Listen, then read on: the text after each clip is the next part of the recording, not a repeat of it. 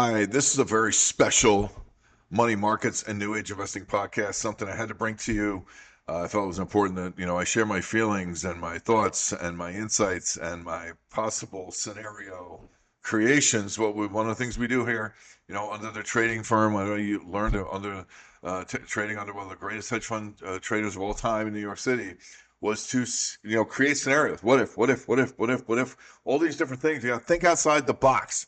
That's the title of our podcast right here, Thinking Outside the Box. And we are going to think outside the box of Iran and Israel and the U.S. and think bigger picture. And first, we're going to look at energy and how it affects that. Then we're going to talk about CPI and how it affects inflation data. And then we're going to talk about the geopolitical situation. All of that, of course, intertwined into what's happening right now in Iran with the potential to close the Strait of Hormuz. Bottom line, this is the, kind of the big to-do. How you do this would be a variety of ways: mining, small boats, attacks from shore. I mean, it's they already seem to have their capacity crimped, to say the least. I don't know they have even the leadership structure to carry things like this out even yet here. There's so many big questions as to whether they can even carry out something like this. Then why would it be worth it? They should cut off their own supply. I might suggest that's not necessarily the key thing to think about here. All right. Let's look at the math, and then we'll get to the theories and the scenarios.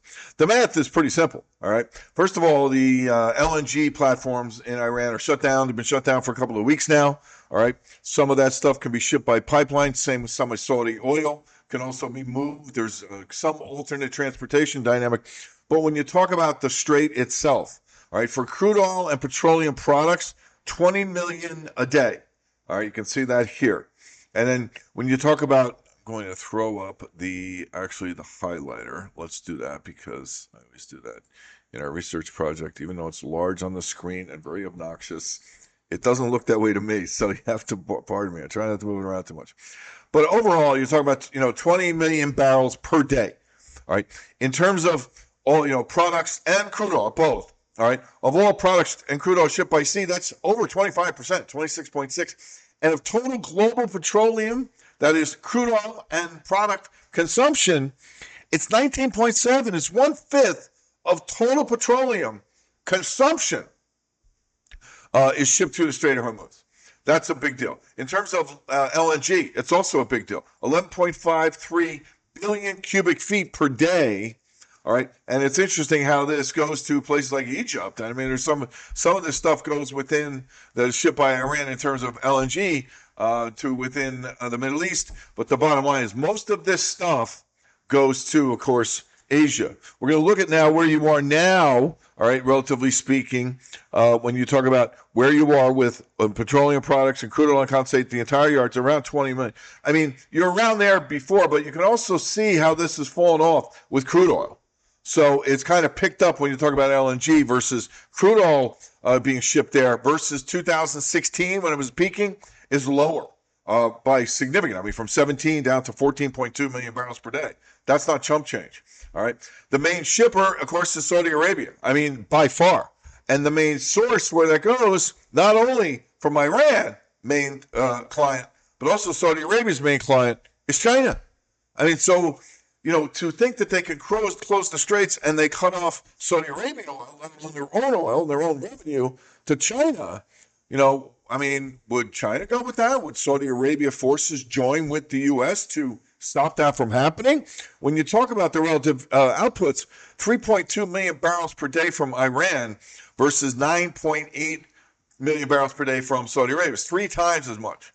But between it, that's a lot. And when you talk about how much of that goes to China, India, another big one, Korea, Japan, also those are the big 4. But really China being the main player there, you ask yourself, why in the world would China go for that? Why in the world would Saudi Arabia be okay with that? And wouldn't that be part of what would need to happen for Iran to even be able to pull this off? The question becomes, would it be more hurtful to the U.S.? And it would be a reason, various reasons, potentially, why not so much Saudi Arabia. They're the wild card. They want to play both sides of the fence, all right, versus this kind of access to power. We're talking Iran and OPEC as a whole, with China, with Russia. I mean, so have that triangle right there, all right? You want to throw North Korea in, then you got to throw India in, South America. Then you got to start talking about a BRICS unit and all the entire area, which is that side of the world. So, again, this has such bigger picture implications. It goes beyond this, which is where I think we need to look to think outside the box. So when we're talking about this, why would it behoove Saudi Arabia? Probably not nearly as much, but are there reasons why China could wink, wink and say it's okay? Block it? Even though it's the oil you're sending to us, even though Iran will take the hit. I'll tell you what, we'll keep paying you. All right. Even though you're not shipping us the oil, we got plenty of strategic reserves. We're not Joe Biden. We didn't deplete our country of 40% of our strategic petroleum reserves over the last 4 years. I mean, you didn't do that. He's got huge reserves. All right. So to think that that's not possible, if there's another agenda, even besides it hurts the U.S. consumer more in a position where he can't afford to pay a higher price for anything, on top of all the inflation, on top of all the credit card debt, on top of all the reasons I'm going to talk in 2 seconds. We say, hey, we're more insulated from overseas oil. No doubt. We import 0.5 million barrels per day, actually less than 500,000 barrels per day from the Middle East through the Strait. Right? The fact that we import any is shocking, to be honest with you, in the first place. Of course, it comes from Saudi Arabia. We still import oil from the kingdom. All right? You'd say we could be oil independent. We're still a net importer. That doesn't mean we have to be, because we're producing a record amount. A record amount at 13.5 million barrels per day, highest ever. And when you start looking at where that came from, it was 4.2 million back in 2010. 4.2 million. Now you're at 13.5. So think about that. It's huge. Having said that, we are using a lot. And we are also exporting a lot, even though we're mostly a net importer. Figure that one out. But we do. We export a lot, particularly to India. All right. So when you talk about that, U.S. inventories are low. You have a deep year-over-year supply deficit. You have a 2-year deficit, and you have near a 5-year low in terms of supply, 40 million barrels below the 5-year average. Not only that, but you just dumped 40% of the strategic petroleum reserve in 2020. And in fact, it's been declining for the last 15 years. It peaked in 2010 at over 725 million barrels. It is now 400. And the lowest outside of the last, since June of 23, this would still be the lowest in 50 years in terms of strategic reserves. So when you take that and you start saying, well, that would hurt the U.S. consumer, but it has to get to gasoline, all right? Because it's not about crude oil, it's about gasoline. And that's why, even though we're producing the most crude oil ever, it almost doesn't matter in terms of inflation if there's a crisis, because we're not building refineries. So in that context, you have to keep all that in mind. And when you note where you are in crude, you say, well, it's barely even rallied.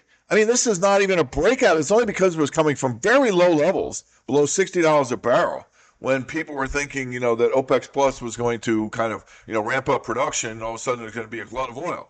That hasn't happened. There was no glut of oil, certainly not even in the U.S., where we're producing the most ever. And we still have inventories that are at deficits and near the 5-year low.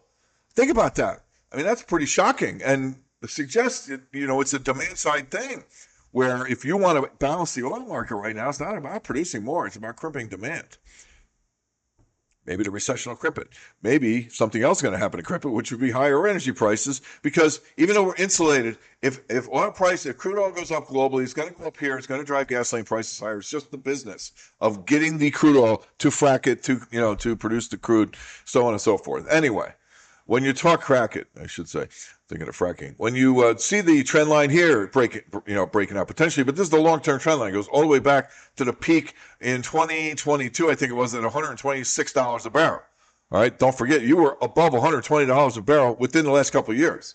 Keep that in mind. To think that those prices are outrageous, they're not as outrageous as you might think. When you turn this all around, you see the medium-term momentum indicators starting to turn higher. Moving averages are now all directionally higher and looking to cross over. If you get above 70, 78, 40, it's a breakout. I'd longer term like to see above 80, 40. You can't wait. All right. And nice that you have kind of a $5.50 little stop rate here, because normally the stop levels would be way down here, and this is a very risky trade. These markets are out of control with the size of the contracts and the swings on a dollar basis, day in and day out, what it represents. Very hard to manage the risk. The USO is the crude oil ETF, by the way, probably a lot easier. You can manage the risk in the ETFs. It just doesn't play the same. You're not going to get the same payoff, but you can manage the risk a lot easier just by buying individual shares at some price at, $30, $40, $50. Whew, crude oil. Okay, so it's not even a long-term breakout. You're getting about the $78 level. This is the front month, which has kind of been lower to whatever extent you are only kind of now seeing pushes back into a backwardation. You had huge backwardation, then you went into contango. Now you're kind of pushing back into backwardation, meaning near-term prices are higher, trying to draw supply because you don't have enough to meet demand. Right? That hasn't been the situation. You get above 78, you've taken out all the long-term dynamic. This is A, B, C, 50, 61% retracement, a beautiful technical thing. Above $78 does all of that. All right. Then you talk about where the risk is priced in. It's priced into the swap. This is the August, September. Now, it tells you two things. Number one, the market says this will be over by September. I'm not so sure about that. I see a long game here coming. And if it's going to be a nefarious opposition that is more coordinated, I mean, the chances of that are probably lower than, the Iraqi leadership crumbles. Okay. This is kind of the odd man out scenario, understanding. I just don't think. I mean, you hear, I don't know. We'll see. I can't even speculate on that. What we can do is look at what the market is telling us. So what it's telling us here is it expects it over by September, but it thinks it could be nasty because it's the $2 1 month front month premium. That's big. That is tight. And that is telling you are anxious about supply. Now, why would China, wink, wink, green light, Iran to blockade the strait? And okay, we know we won't get oil, we'll pay you anyway down the road for another deal, whatever it might be. Is there a reason they might do that? Well, number one, the impact on the consumer. If not for energy, inflation would already be higher. It's the only major component below the Fed's 2% target rate. I mean, so that's problematic. That would change with gasoline prices, particularly when gasoline prices are about to lose a deflationary negative base effect that has existed almost for 2 years. All right. You're about to lose it. All right. Last July, you were at 253. All right. That's obviously, we're still negative relative to that. But August last year, you fell to 220. Right now, okay, prices for August right now, the front month is about to take over. The front month is 232. You got a 12-cent forward premium or nearby premium. We haven't seen that in gasoline prices in literally months and months and months. All right. More than that, last September, you dumped further to 197. This September's price on the board is 228. That's a 16% positive inflation base effect from gasoline coming. If gasoline doesn't even move from here, you'd have to decline by 30 cents to wipe this out, like in the next month and a half. So inflation numbers might look good, even the next report coming for June data. But come September, when August data is coming, these things could look a lot different. And anything from here in gasoline exacerbates this to the max. That's a big deal. And gasoline, guess what? Below the 5-year level. Year-over-year supply deficit. And about to break out through 235. Big time long-term breakout. Well, this has been somnambulant for months and months and months. And here it is, waking up, about to climb out of bed here, as is already seen in terms of the risk, which is priced in to the swap rate, the 12-month from August. Suggested, yes, longer term, we're going to see higher gasoline prices because supply is tightening, and that's without anything happening. This is already a tightening scenario for gasoline forward without anything more happening. That's what makes it pretty interesting. Why would China want to do it? Come on. They've already thrown the first bar. They already gave us the first tell. Last night they said the U.S. is responsible for keeping the Strait of Hormuz open. If they don't, and China gives the wink-wink to Iran to play games, they're always occupied over here. In the meantime, China's throwing blame over at the U.S. and moving on Taiwan. It's almost a perfect cover. Does the U.S. really want to be involved on that side of the world now, too, all of a sudden? I mean, hey, I'm not pro anything here in terms of when it comes to China doing things like this. I'm just a realist.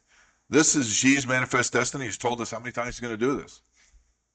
What better time than right now? I mean, holy mackerel, it's scary. Downright scary.